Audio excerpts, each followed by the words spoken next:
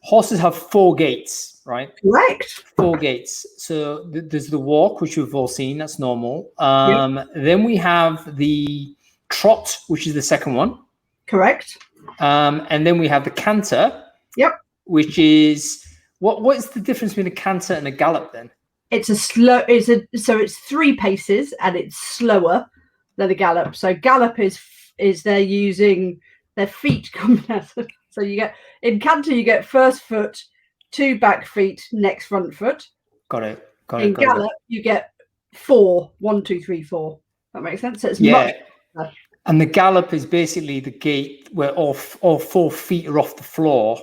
Correct. At one time, isn't it? So you know what? You're like a dictionary. You pretend to be stupid, but you know a load of stuff. You know, I'm actually really interested in different ways that animals move. This sounds really stupid, right? But the reality is there's all kinds of, and the scientific names for how these animals move.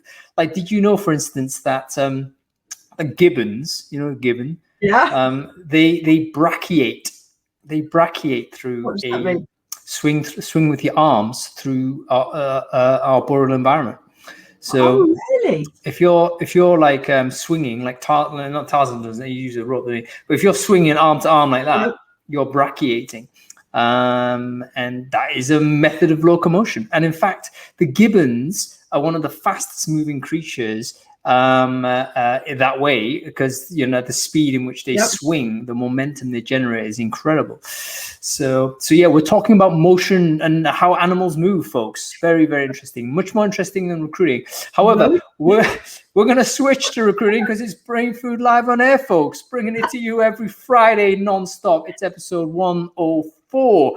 And we've got a very exciting show for you today. We're talking about RPOs, how to work with them, how not to work with them, how to get the best out of them. And in fact, what do RPOs want? Because let's face it, without a partnership and a win-win, everyone's going to be lose-lose. So we've got a very exciting show today. We're going to speak from people who've used RPOs, are RPOs, essentially trying to distill, is there a method to do this?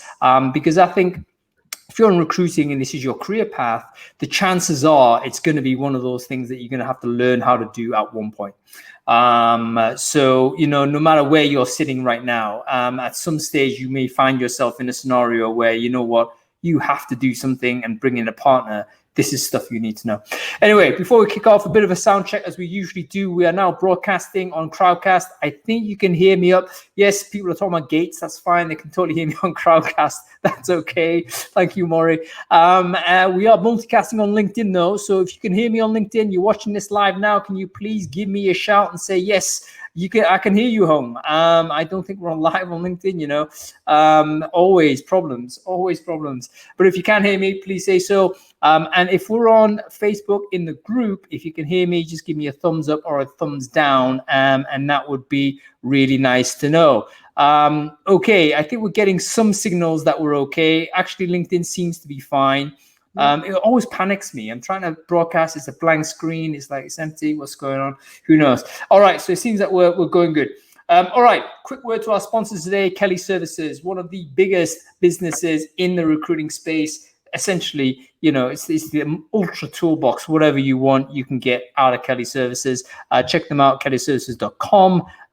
They are a business, I think, if you are enterprise scale of any type and you need something, internal talent mobility support, third-party sort of software recommendation, some team to parachute in to help you out, Kelly Services are the business you need to check out. Okay, cool. Let's get on with the show. I'm excited today because I have finally managed to upgrade Adam Gordon again. Yes, he's been here too many times. We've got him upgraded to Alison Ettridge. Alison, how are you doing? Good to see you.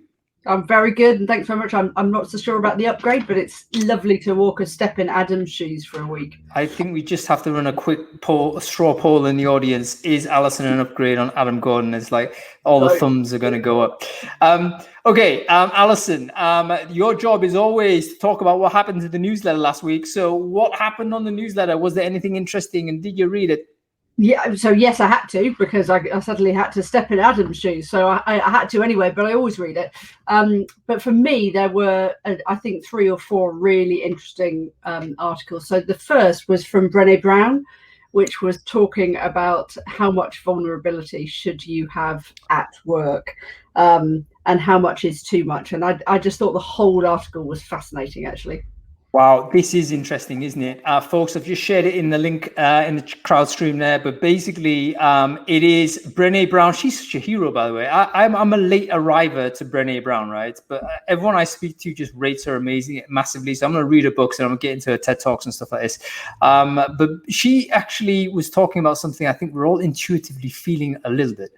Because whilst we think vulnerability is a good thing, 100%, we need to get beyond the stiff upper lip world. There's no question about that. But how much is too much? Are we oversharing, folks? And what did she say? Was there a line? Like, did she help us with that? There were so she's got one line which she put into 6 words, which was vulnerability minus boundaries is not vulnerability, which I thought was quite cool. But then she explained it a little bit better in the rest of the blog, which is actually our colleagues are there to help us accomplish great things together. And so you should be genuine, but actually you shouldn't be seeing your colleagues as a place where you dump your emotions. That's right. And in fact, she cited an example, didn't she, where essentially she was advising this founding team, and the founding team were about to charge out and say, yeah, I've got this going on. And she said, no, don't share that, because it might actually damage how people perceive you in this right now, this circumstance. And what do you hope to achieve by sharing this? It probably is not going to it won't sort of strengthen any relationships. It might just lay a bit of pressure on the team that you're meant to be insulating. So yeah, you've got to be a leader, right? Yeah, you've got to be genuine, but at some point you've still got to be a leader. And that, I think, was what was really interesting when I read that article. You know what? I want to explore this in more depth. I think this is a really important topic, especially for leaders, because is there a slightly different standard that a leader has to adopt with regards to vulnerability? Because I think you do need vulnerability to create relationships, but you have a wider responsibility beyond your own needs sometimes, don't you?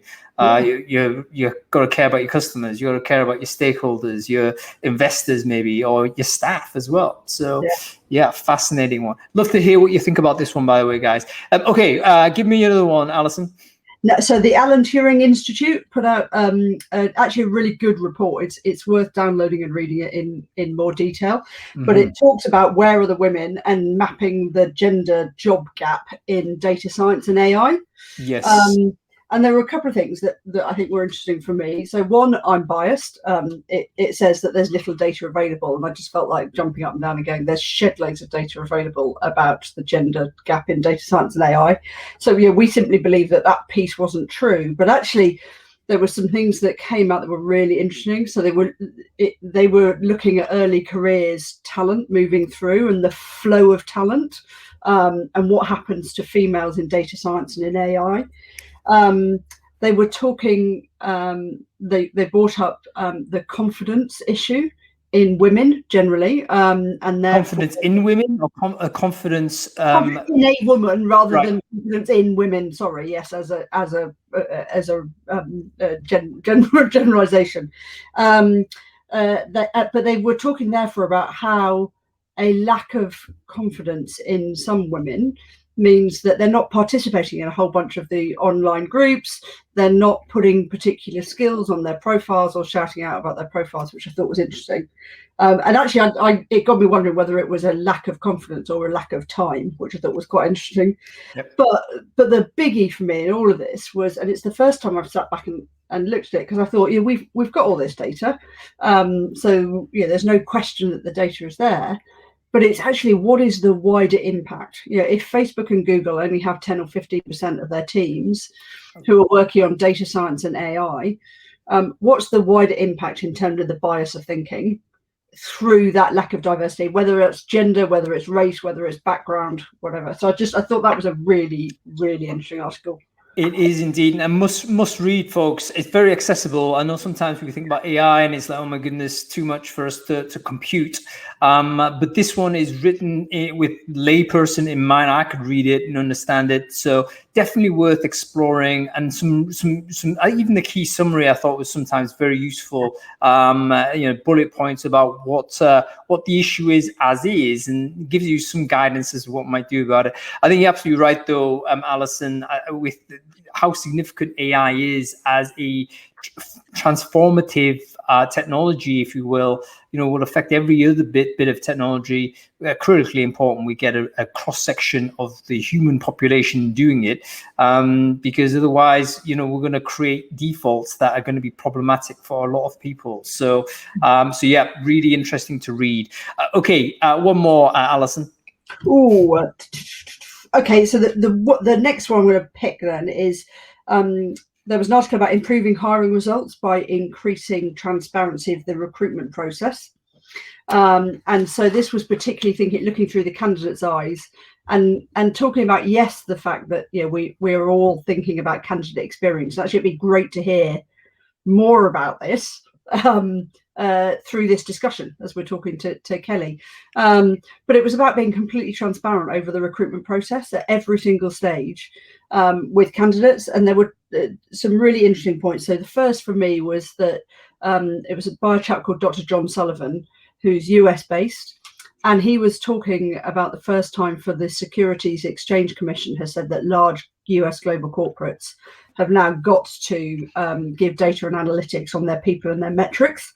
So that for me was interesting because it means that we're really elevating the whole process of talent acquisition to a strategic level and reporting on metrics and understanding things through the lens of the candidate. So yeah, I thought it was just a really interesting article that means that other people are looking at it. Dr. John Sullivan has been in the business for like ages, decades on, and he suddenly got a burst of energy somehow. Do you know what I mean? Because he kind of slowed down a lot. I always read his stuff, but he sort of slowed down, understandably so, given he really has contributed so much already. But suddenly he's coming out with these like weekly posts, and I think you've got to really check out drjohnsullivan.com again.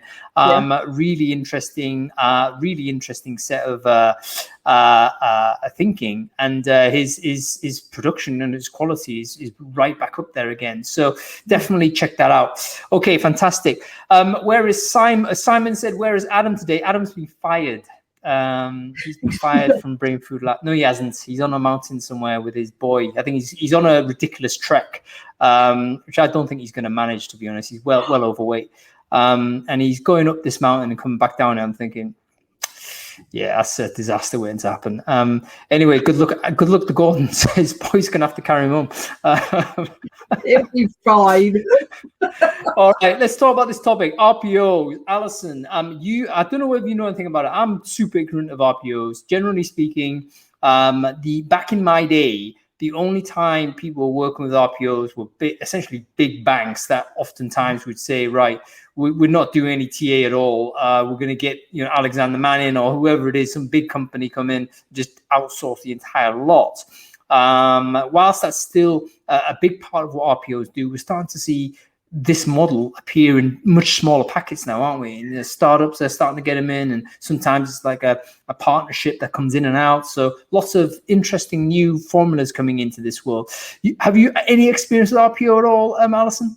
No, I'm really excited about this one because I think a bit like you, kind of in the olden days, it was really big companies doing big outsourcing, and I think there's a more flexible and agile model that's emerged, and I'm super excited to hear more about it. Let's bring on some experts then, shall we? We're going to bring on, firstly, Richard Bradley, who he doesn't like me saying this, but I think he might actually be the most intelligent man in recruiting. Wow. I think so. I'm really sorry for Richard already. Intimidatingly so. And I'm also going to bring on Melanie Forbes. Melanie, who works for AppSco, I think. Oh, I can't find her. There she is. Cool, Mel Forbes.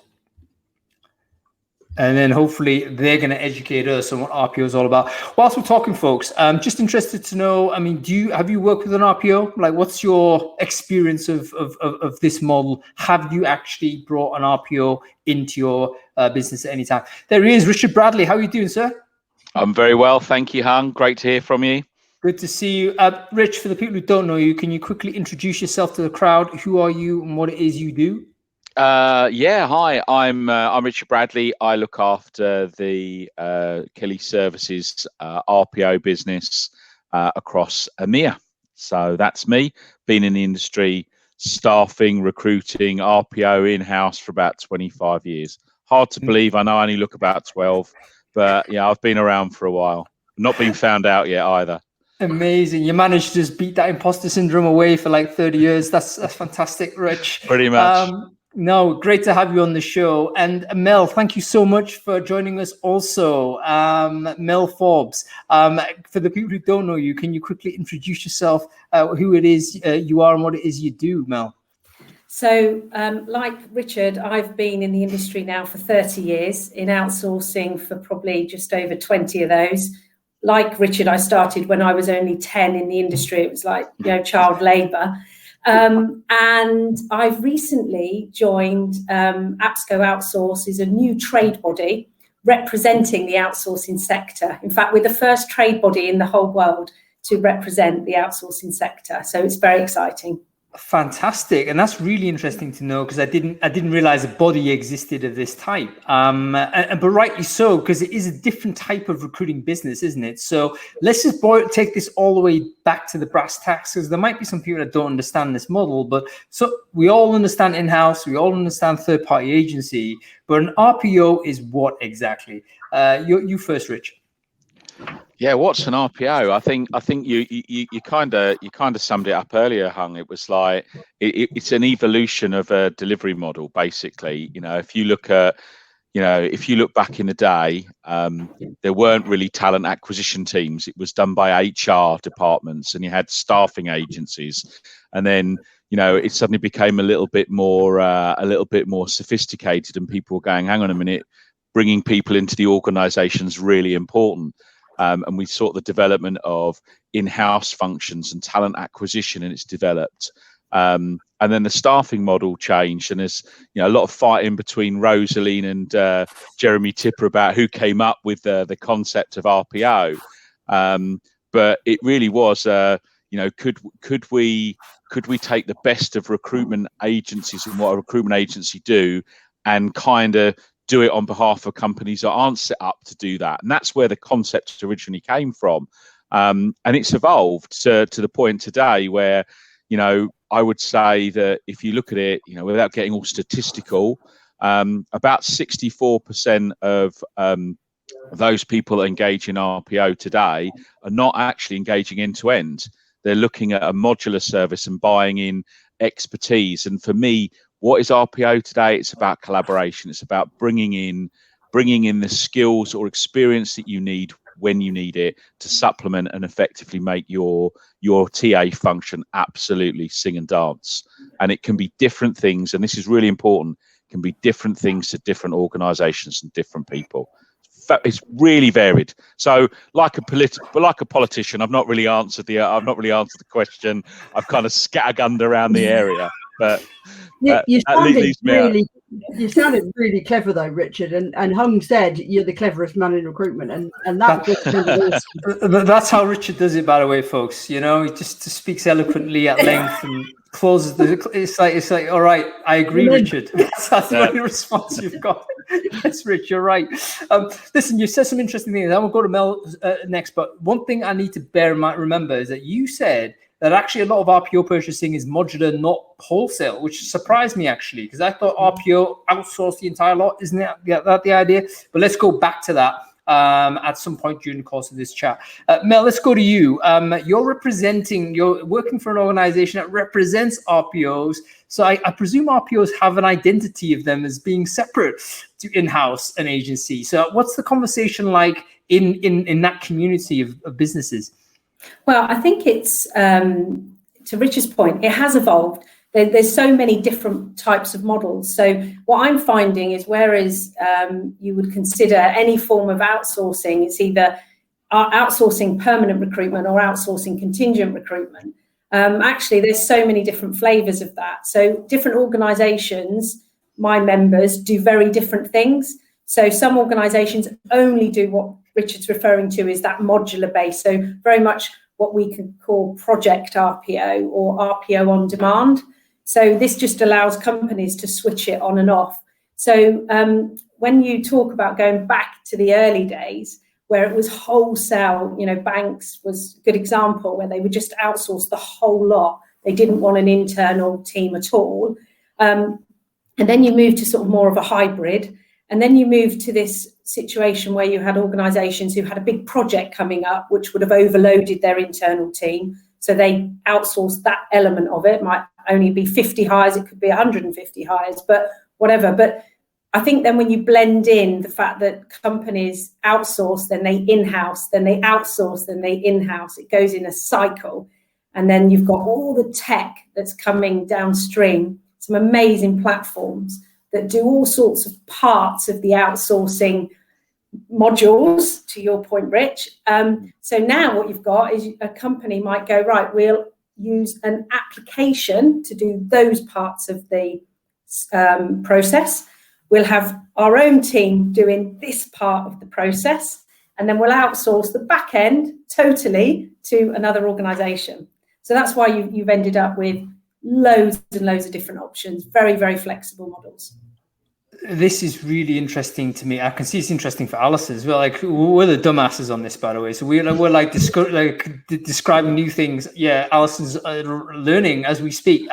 But with regards to, I just assumed that maybe this is just me snapshotting it from last time I was in the agency game, that it would, the wholesale, let's take it away from this customer, would still be the dominant model. Now, do companies still do that? And what is the general percentage of businesses that want to just get rid of recruiting, let's say, and yeah, we're just going to ship this long-term multi-year contract, this company's going to sit in and do it for us? Is that still a big part of the RPO business, or how does it look in comparison to the modular side? So maybe I'll go first. I mean, I think again, the market's evolved, and I think the really cool thing is that 15, 20 years ago, talent acquisition wasn't considered particularly strategic. It just wasn't. And for those that are in HR, I apologize for the comment I'm about to make. We've heard so much about HR getting a seat at the table. Well, I think talent acquisition are leapfrogging you, because a lot of people in talent acquisition are now being able to use data and insight and be able to talk about the impact that the hiring function has in an organization. So the long-winded answer, Hung, is I think people do in some instances outsource and continue to outsource in big chunks, and for some organizations is absolutely the right thing to do. Whether that's you're a large enterprise and you need some consistency across 4 or 5 different geographical regions, and you need some consistency, and you need to be able to have that level. What you're finding is, even with RPOs, the strategic thinking, the head of talent acquisition normally still sits within that organization. So it's very much about collaboration. It's about not necessarily losing control of your talent acquisition function. What we're finding as well is, particularly in smaller organizations, and we've seen a massive rise at Kelly with people that are coming in from venture capitalists, or if they've got rounds of funding where they're going, for you guys, this might not seem huge, but we've got to hire 60 people this year. And how are we going to hire those 60 people? But that's still strategically important for that organization. So you're seeing different people buying at different levels. But yeah, it's a strategic decision. And yes, people are still outsourcing the whole kit and caboodle, but more and more of it is being more modular services, or big organizations maybe do it with IT but not with finance. So again, you're seeing that evolve, and the way that people use RPO has changed immensely. It's not necessarily one size fits all. Alison, you want to say something in a bit, so I'm going to let you in. But before I do that, I just want to say to Rich, what kind of companies then typically do outsource the job lot? Is there a category you can say, yeah, I don't know, construction, they want to get rid of it? Is there a type of company that does this? Like, is there a pattern we can spot? Yeah, I think that's a great question. I think if you look at the maturity of RPO, we've talked about predominantly the likes of financial services, that they were early adopters. So a lot of those organizations have gone down the whole RPO extensively out kit and caboodle. Starting to see the same in IT outsourcing, starting to see a lot of it in life sciences for some of their non-scientific areas. But you're seeing some of that. But one of the biggest things that I would say is, if it's more than one country, or perhaps maybe more than one region. So let's say, for example, it tends to be, if it was just Germany or the UK, and it's just one part of a large organization, we tend to find that they may look at more of a modular approach. What we would say is, if you're seeing as somebody that maybe wants somebody in the US, somebody in the UK, somebody in Germany, they may look to outsource to a wider, larger provider. And to be fair, that plays to the strength of some of the providers like the AMSs and the Soleos in this world that do a great job in looking at those big multicultural bids. Yeah, go ahead, Alison. Yeah, I'm really interested in this, because I kind of had this perception that enterprise RPO was in big enterprise, right? And that's kind of what happened. And it was a genuine outsourcing. And then I knew that we'd become more flexible and hybrid related, and that was probably for businesses that were scaling up. But we're talking about company size, and that feels like it's the wrong thing to be talking about. So how does a company know when it's the right time for them to be thinking about bringing in RPO as a solution, whether that's project or modular or kind of big stuff? What are the kind of trigger points for them? You talked about, regions. What are the other trigger points that they should be thinking about? Well, I think for a customer, I think it will always come down to what problem are they trying to fix. Yeah. So you have to go back to what is it, and some organisations, when they might be trying to fix a particular D&I issue, so they might be trying to attract, let's use gender, they might want to attract more women into a certain part of their business, which you were touching on earlier, Alison. They use, you've got to remember that although recruitment companies get a good old bashing, we are the experts at recruitment. So whilst a lot of those experts have moved into big organisations to set up their own talent acquisition operations, which is why things come in-house and out-house, the recruitment sector is still the experts. So fundamentally, organisations, if they were trying to fix that particular problem, they might decide to outsource that in order to fix that. Or it could be, to Richard's point around building a talent acquisition strategy, well, I need expertise from outside to come in and advise me. It might even be, I want to build a new centre of excellence in Hull. Is that the right place to build it, or should I be building it in Sunderland? Where do I go for that talent? And again, being the experts, organisations out there can come to a company and go, we've analysed all of the hotspots for these types of talent. This is where you need to do it, and we'll set the whole thing up for you. So I think with the reason I've probably stayed in recruitment for 30 odd years is because it is about fixing problems, and that's what attracted me to the industry and why I've stayed in it for so long. But I think sometimes we think talent, and less about the customer's issue. What are they trying to fix? You know what, Mel? That's a brilliant response, because the problem orientation and just monitoring the chat sort of in the stream there, that may be the primary trigger, right? So there may be, let's say, an unprecedented, unexpected scenario. I think Naveen is talking about the vaccine situation, classic RPO scenario, right? You got to create all these vaccines. No pharmaceutical business has any capability to do at this type of scale. They probably have employed RPOs to come in to help them with that, because it's easier to get sort of ready to go delivery function than to grow your own delivery function from scratch. So maybe the emergency aspect of it is still a big component of what RPO is all about. Yeah, I think that's much more on the MSP side, Rich, don't you? I think it does.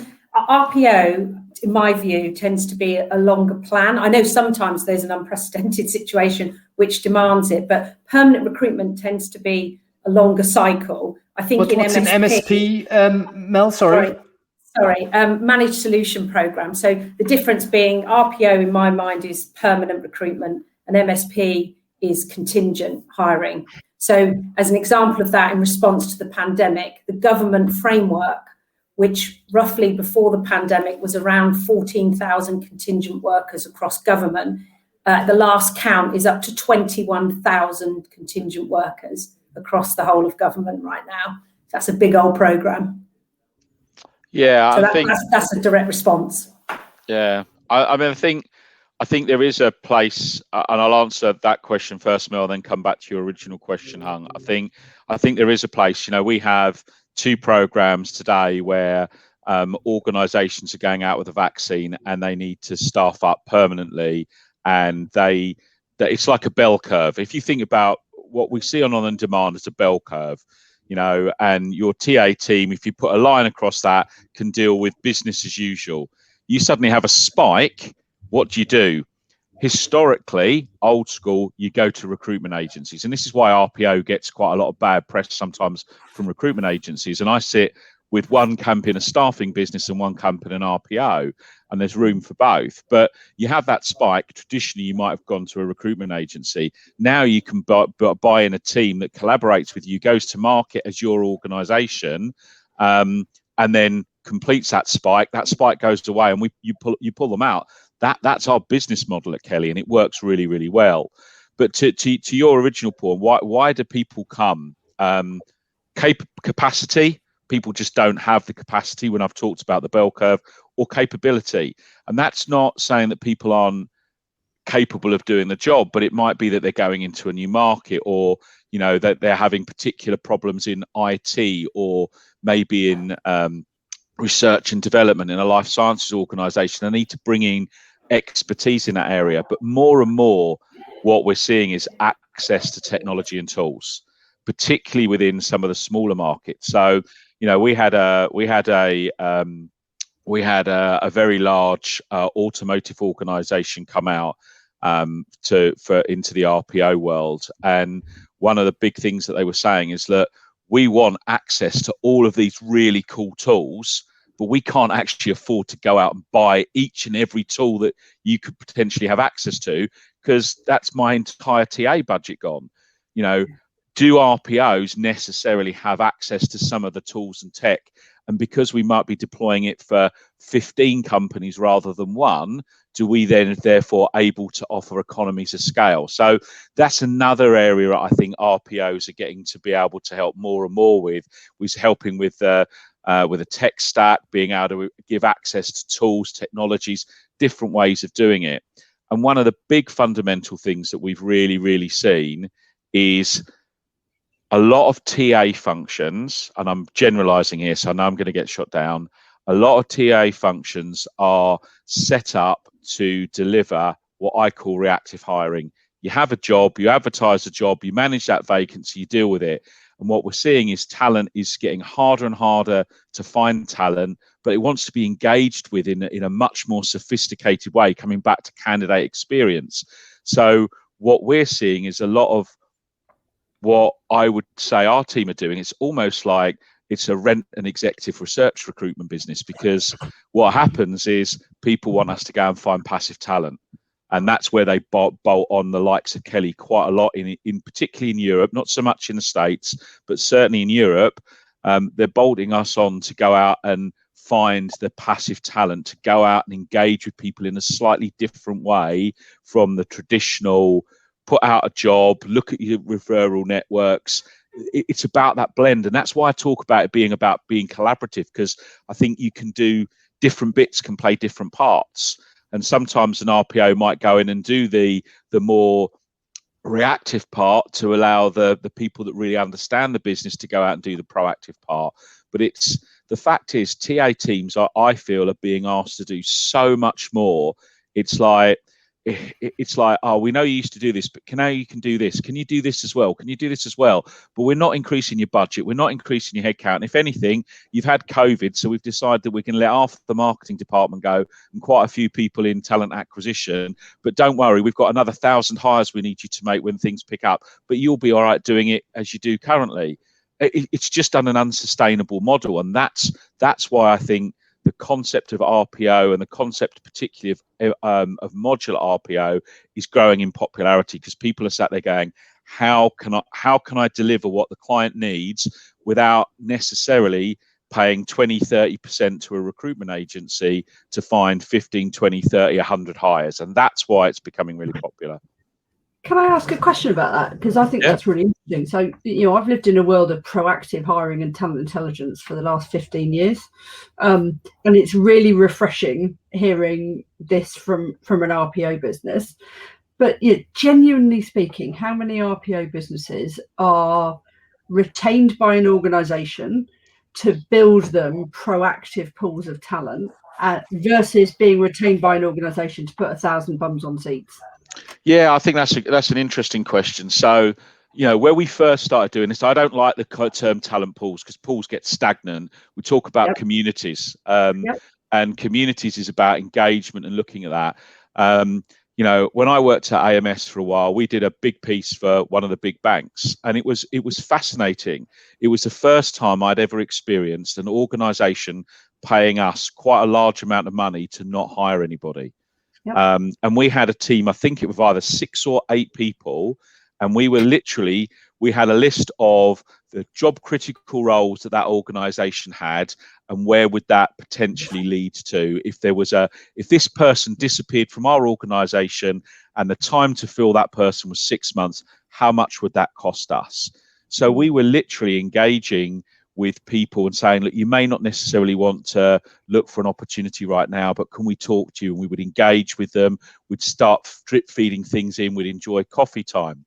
And one of the first assignments we had when I joined Kelly actually was with a life sciences company for exactly the same reason. They had one person that works in rare diseases. The last time that person was out of the business, it took them 2 years to recruit them, and they were losing £5.5 million a year in research. So paying us what we thought was quite a decent amount of money, to be fair, was a drop in the ocean for them. They still haven't recruited, but they now actually know every person globally that can do that role, and we're in conversation and we're dropping information about that organization to them. And if that literally cuts their if that cut their time to hire by 50%, it saved them £5 million. And that's how there's a lot more business cases, a lot more. Can you give me a business case of why we should come out to a modular RPO? Why should we use RPOs in this way? And it's being seen again much more strategically. And I think that's kind of where it's starting to work really, really well. That's fascinating, Rich, particularly with regards to this strategic planning. I think you're right. As kind of operational recruiter, you may be asked to do that. But if you've got a headcount target and you've got to hit that, you're on this monthly cycle. Typically, you don't deliver. You know what? You're not going to be spending time having, your virtual coffees with people on speculative individuals that aren't going to enter your pipeline. So it's a different sort of rhythm of business. And if you can afford to have, deep research teams carrying in your TA teams, then great. but oftentimes you don't have that, in which case getting it outsourced may be a quick solution there. Go to you, Mel, on a final question. I want to bring on John and Charlotte shortly, but I want to talk about remote on this. How is the shift to remote distributed working, etc.? Has that changed the conversation in the RPO world in any way? And if so, how? And if not, why not? So do you mean in terms of, has it changed the way that they're doing it? Has it changed the opportunity, I guess, in the sense that, are companies behaving differently? Are people coming to your members with different requirements, or not, as the case may be? I'd be interested to know your market-wide perspective on that. So I think when the pandemic initially hit, I don't know whether Rich saw this as well, there was an initial freeze of the market. So on the permanent side, everybody just stopped hiring. It was like this huge fear. Coming out of that, it's bounced back considerably well, if not, some of the vacancy levels I'm seeing is higher than pre-pandemic, because people went on hold for a period of time and now they're recruiting a lot of people. A lot of organisations, particularly the bigger organisations that you were referring to, were already very much, their TA functions were very much already remote. So that wasn't really a step change. Talking about, Richard, the communities that you create as part of the RPO function, again, that was very much already in place. So that none of that needed to change. And there's some really cool tech out there that now does a lot of the work that previously was very manual, very much people orientated. Now it's very much you set it up on the system. So to your point, Rich, the pool doesn't become stagnant. It stays fresh all the time because it's a push and pull effect on the tech. So again, those things were already in place. I don't know whether, Rich, whether you've seen any, I haven't heard any significant changes that have happened in the market. Have you heard anything? I think the biggest thing for me is workforce planning. It's something that still to this day amazes me. I mean, I'm not the brightest bloke in the world, but I would have thought that if you're starting a hiring cycle, you should at least start to understand what your attrition looks like and roughly where you think you might need to have some hires this year. And it still amazes me the amount of organisations that don't do workforce planning particularly well. What I would say that I have seen is during the course of COVID, people actually starting to think about their workforce and the way that they are using people. And there's a movement towards total talent management, to blending temporary recruitment with permanent recruitment and thinking, actually, does this have to be a person in a particular work pattern, or do we need a job to be done? Does it need to be a permanent? Could be a contract. How do we blend that? And I think that started to accelerate some of those thought processes. That's probably the only thing that I would say that I've seen of coming out of COVID in that respect, is people seem to be thinking about the workforce dynamic and the demographic of their workforce in a slightly different way, more so than should they work at home or can they come back into the office. I kind of think that conversation's been done. We all kind of know there's going to be a level more flexibility. It's more about, should they be employed permanently on a contract basis, and actually when do we need them? And that again is really interesting. That's a fascinating thing to talk about. And I'm going to bring on a couple more guests to help us with that conversation. So Rich and Mel, I'm going to thank you at this point. Please hang around with us and still keep talking with us on the chat stream, because there's a bunch of questions I think it would be great for us to get you involved in. But I'm going to bring on Charlotte and John at this point. To take it from the customer point of view. Let's see what they say when it comes down to looking at RPO and their decisions to bring support in. So Richard, thank you so much. Mel, thank you so much for your brilliant contribution. Thanks very much. It's been a pleasure. Good to see you. Thanks. By the way, folks, if you have any questions, please ask them in Ask a Question feature at the bottom of the screen. Scott, I've seen some of your questions there. I'm going to try and get to them, but with the chat stream moving fast, basically, sometimes we can miss that. So I should have mentioned earlier, put it on the Ask a Question. Okay, let's bring on John Hull. He is, in fact, he can introduce himself in a bit. I'm going to bring on Charlotte as well.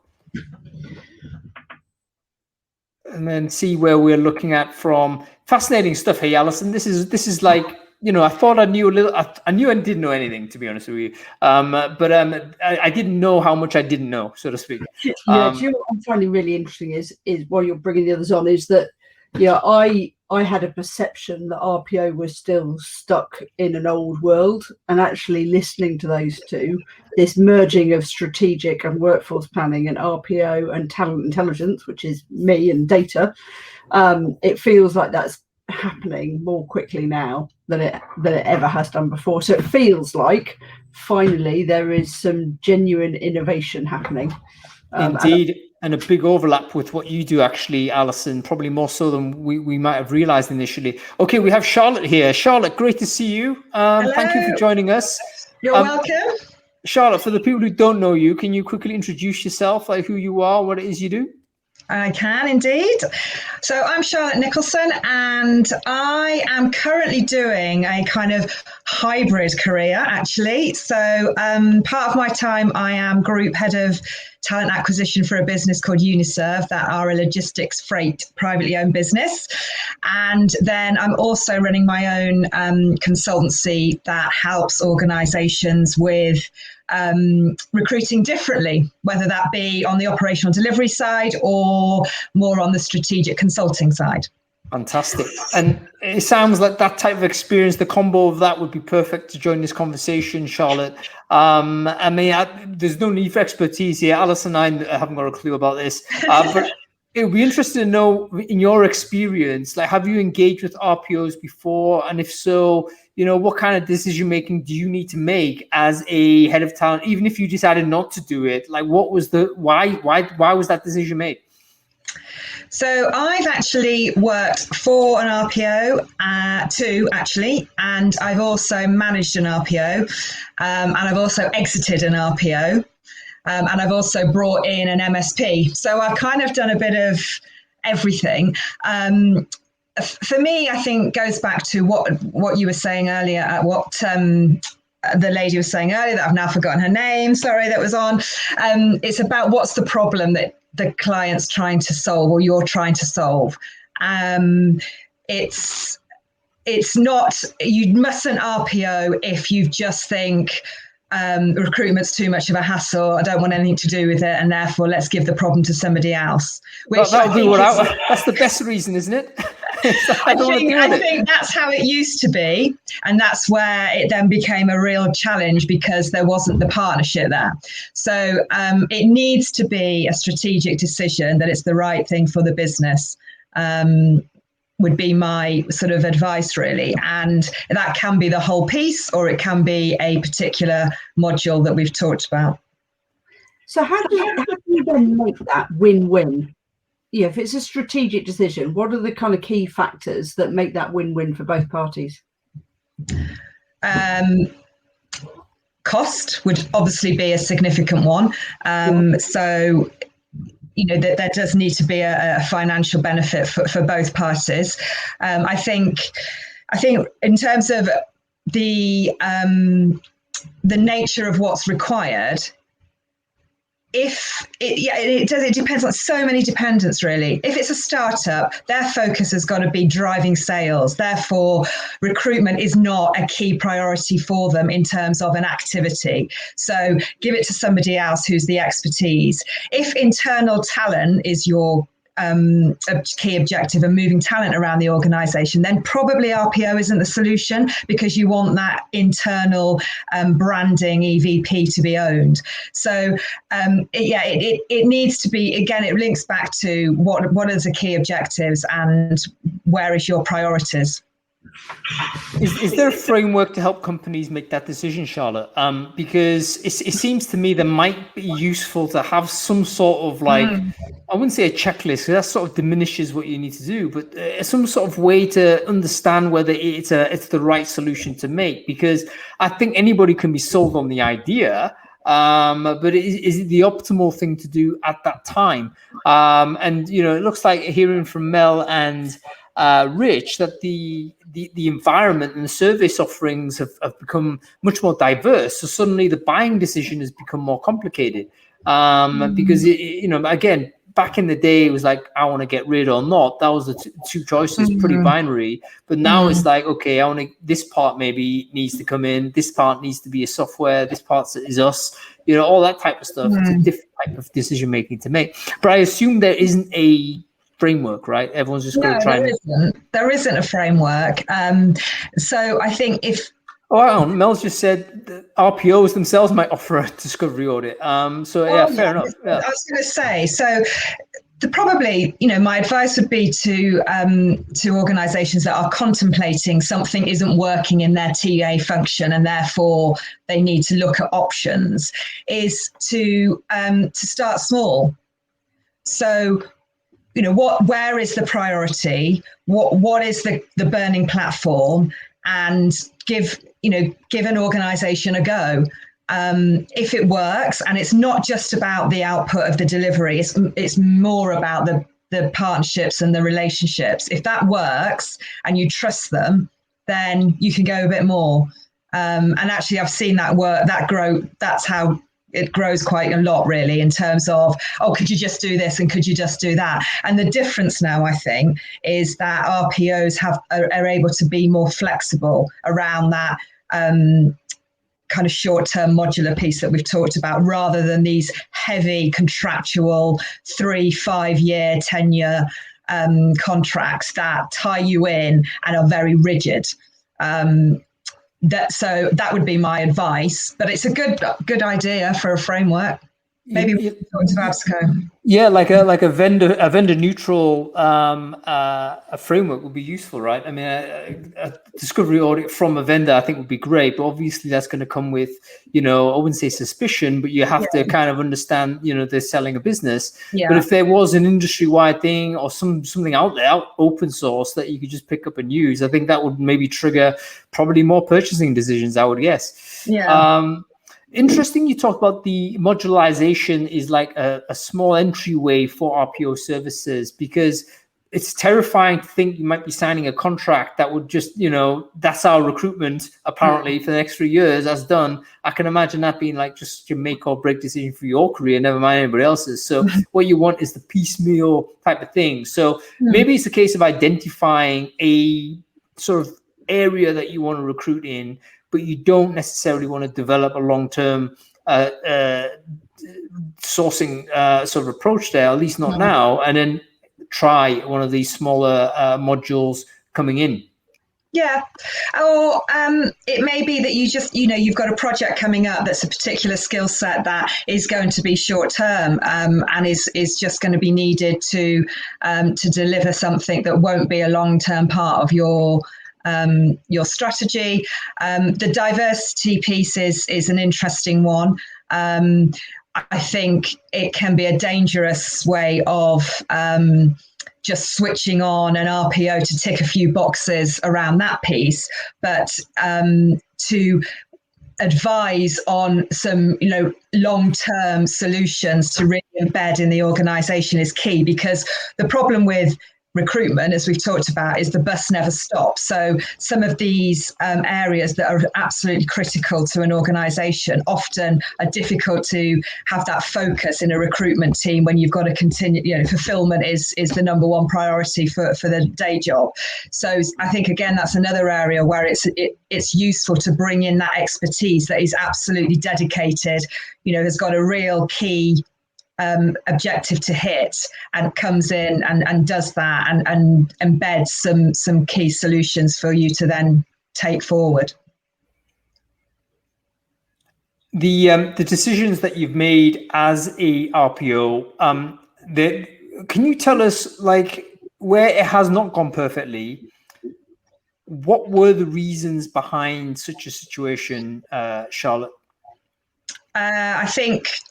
I think, well, number one is not being seen as an extension of you as an organization. So a very them and us relationship would be my number one. It doesn't work unless the RPO and the client are working hand in glove. And therefore transparency is key. So I've seen that. And I've also seen it where the client isn't clear on what we're buying. So we think we're buying one thing, and then you know, when it all starts setting up, it's different. So be really clear on those requirements and how the RPO is meeting those requirements. The partnership is probably the biggest killer where it doesn't work. Yeah, and I think one of the benefits might be the fact that there is a flow, isn't there, from people working RPO to working in-house, and the agency, people move around these spots. I think that's a good thing, because that can carry a relationship through sometimes. And yes, trust is one of those things that somebody has to trust first, almost. Otherwise, it doesn't work. So an adversarial attitude to an RPO is generally just going to crush people down on price, and you're going to end up you're going to get what you pay for, basically. Okay. Can you sort of give advice to operational recruiters, Charlotte? So they haven't made the decision, right? They're just sitting there. An RPO is now part of the team. What do they need to do to build a good relationship? So, you know, they weren't party to the decision. They're just recruiting away. They've got support. And okay, great. Now, how do they behave then to these other people who are so-called part of the team? But, you know, you haven't met them before. You haven't dealt with that business before. Any tips? Well, embrace it. So deal with it. Any recruiters that are given support and help, I would embrace it. Don't see it as a threat. You'll actually learn from them, because, you know, from having worked for an RPO, you learn so much about governance, process, commercial side of things, that as well as, you know, real expertise. I guess you can't know everything when you're in house, and if you haven't been on outsource side as well. So learn from them, and build up that relationship, so that you work together. Just don't go in with an open mind. Don't go in with a closed mind of who's this person coming over and taking my role. You know, everyone's a recruiter, right? RPO, in-house agency, we're all kind of in the same sort of game, or at least we're looking at the same thing in maybe slightly different posture. Would you say there's different qualities associated with a great RPO recruiter compared to someone who's in-house? Or are they like directly interchangeable in your view? How do those things differ, or are the same? Great question. So I think, take a step back 8 to 10 years, a massive gap. So for me, in-house recruiters were very transactional and very admin heavy. And, you know, being honest, if you weren't any good in an agency, you thought, you know what, why don't I go in-house? It's an easier life. That's completely changed. And I think the RPO recruiter at that time was much more on the front foot in terms of the competitive edge, because there's a commercial contractual arrangement there. And I always used to say, I want that sort of external bite of an agency recruiter or an RPO recruiter in my in-house teams, because they still need to have that passion for getting the deal, which I have seen fall away from many, many recruiters. So I do think there was a gap, but I think as the talent acquisition functions within in-house now are getting much more sophisticated, that gap is closing, because the good heads of TA want those people that are the strong recruiters. Yeah, there's definitely been a shift of balance and also perception, hasn't there? I mean, I would go even back 20 years, let's say. In-house, definitely, it was perceived to be you're more or less the admin person, and agencies were the top dog, big brother, etc. Very machismo at the time, and now it's a role reversal largely, especially in big metropolitan centers where in-house recruiters, they're doing interesting projects, building great teams, critical parts of businesses and so on. So very interesting to see how this goes. I just noticed the time, by the way, John's struggling to come on. I think we might struggle to bring him on due to tech issues, I'm afraid to say. But we will make a correction on that next time. I definitely want John on in this show. But as we're running short on time, I'm just going to hit on a few final things. How do you measure performance of an RPO? Because we talk about being in a partnership and all that type of stuff. Oh shit! Not only have I sworn on TV, but I've also broken something, and Alison disappeared like at the same time. So there's like something strange happened in the universe right there. What do you do to me then? A glitch in the matrix. Okay, how do I measure an RPO? Because we want a win-win, but at the same time, are we still saying, look, we need you to deliver 5 seats every month or something per recruiter? How do we do that? Yeah, so in the contract, there'll be a whole load of SLAs, KPIs that you'll agree that are the most important to you. My sort of advice there is keep it simple. Otherwise, the RPO will spend their life trying to prepare the metrics, and you'll spend your life trying to review them to see, where the challenges are and what to improve on. But keep, so that you'll have the SLAs, you'll have the KPIs, you'll have your monthly reviews, and that's all good. But if your relationship is coming down to getting the contract out on the table every time you're sitting down to work out whether they're performing well or not, then that's not a good sign. It's the same as any relationship, really. You measure it on a daily basis by being with the team. Make yourself visible and present with the team. Don't be that person in the that doesn't only comes out for reviews. Scary client. Be visible with the team. Understand what they're doing. Be interested. Take their successes. Shout about them, but also work with them on areas that can be improved from the data that you're getting from them. What is the duration? I mean, is it typically open-ended to say, look, here's the project, we're going to work together until it's done? Or is there, because you mentioned you exited RPOs before, does it make sense to actually have an exit point to say, look, this team's here and helping us for the next 6 months, they're going to just help us sprint this way, then they're out of there? What's your view on how do we, put a time frame to it, or do we put a time frame to it? I'd always put some kind of parameters on the solution, whether it's a short-term project, but I would probably do that more around output rather than necessarily a timescale. I think the longer-term contractual enterprise RPO end-to-end, then that needs to have an exit date and also probably a sort of review date as well. Do you know, it sounds to me, it feels a bit weird that we're talking quite a lot about building a strategic relationship, but we're also talking about some quite short-term projects in some cases and modular RPO. And it'd be really interesting to see how those two factors kind of play out, particularly from a client perspective. Can you have a short-term tactical modular strategic relationship? And if you can, is that because you're just looking at a big tech stack? Yeah, I just think it'll be really interesting to see how that plays out. That's a really good point. It's a bit of incongruence there in the sense that sometimes it is an emergency that where you haven't planned for it, you didn't intend for this to happen. You won a big contract, let's say, and you can't build a team in just for that one-off sort of 1 in 10 chance you got it.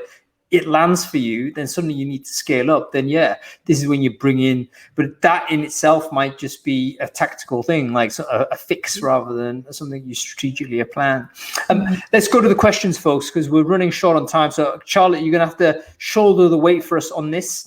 Just give these a shot as best you can. We've got one from Michael Blakely. He's saying, okay, what is the tipping point from going with one of the many embedded recruiters on offer to an RPO?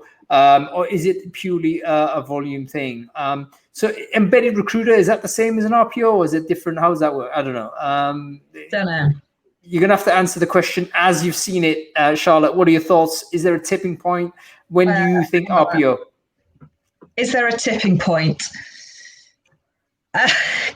Yes, there is a tipping. Well, so from a volume perspective, that's obviously a driver. So yeah, if you've got a team that is set out for 100 hires a year, and you suddenly get a project that's coming in that's going to be 100 hires in the next month, then yes, I would say that's a classic for bringing in a short-term project RPO piece.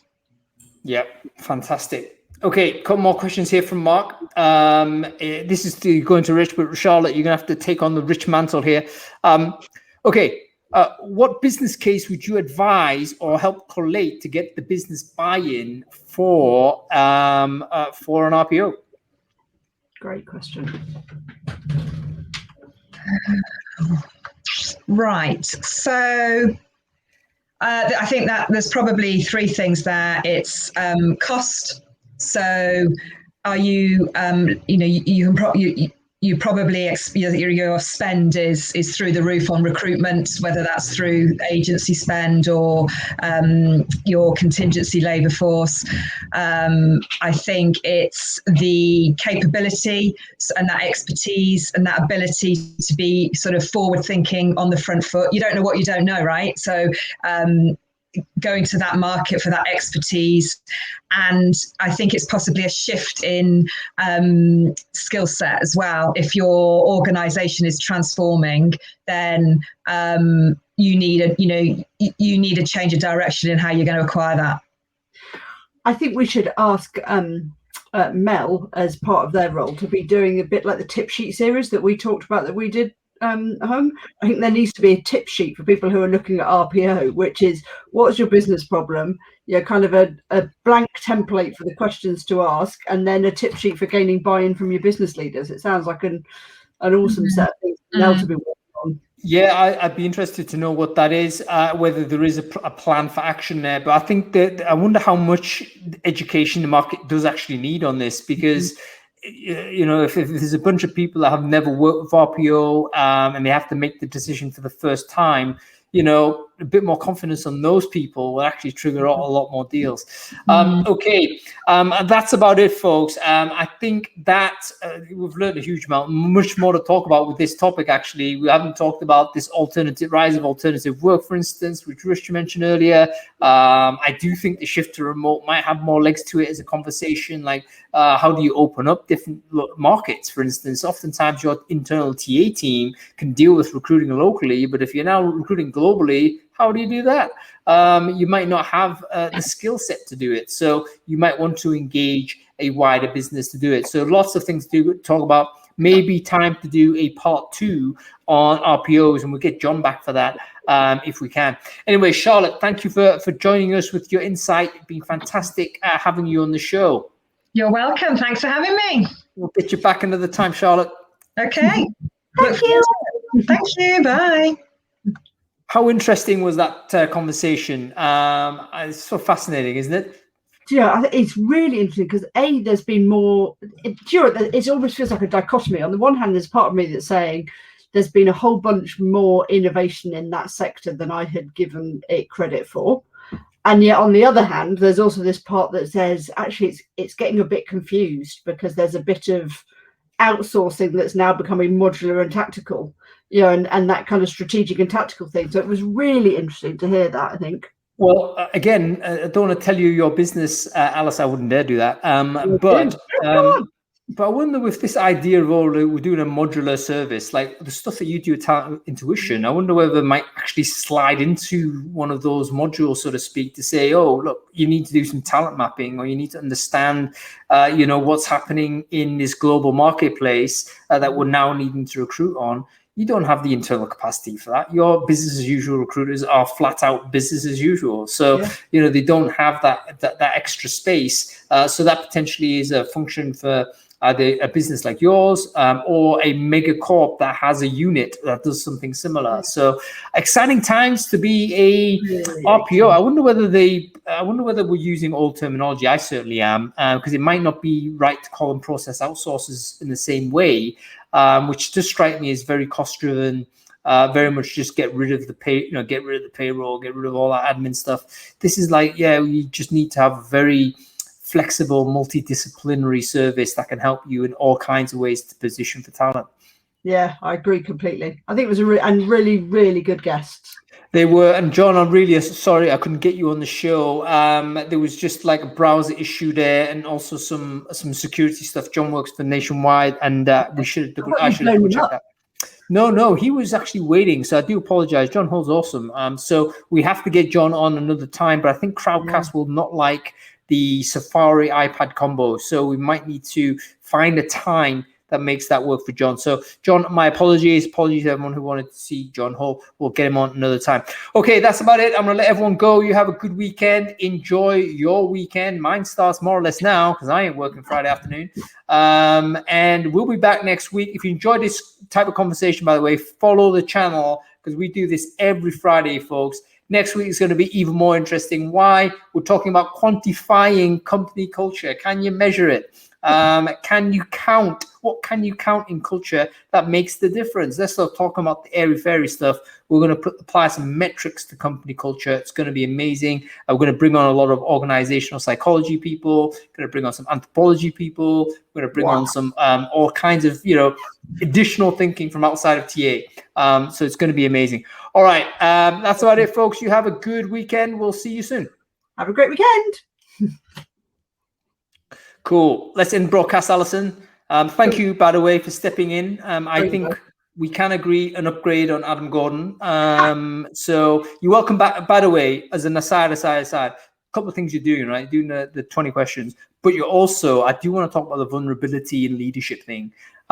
So once I figure out when to set that up, I'll set it up and then we'll get you on to talk about that. Because I think that's fascinating because you've been in that position at the top.